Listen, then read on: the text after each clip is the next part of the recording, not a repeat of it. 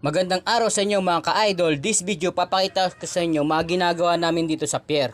Paano ko nahango yung mga daing na dinadala ko sa balot upang makarating sa tindahan ng aking ate. Andun mga pala yung mga istabador, porter namin. Hinahanap nila yung may markang MCB. Yun kasi ang kukunin kong daing. Yun ang gagamit upang mailagay sa kabila, mabuhat at mababa yung mga daing na kukunin ko. Ang init nga pala rito ay ngayong tricycle ko nasa baba ng batil.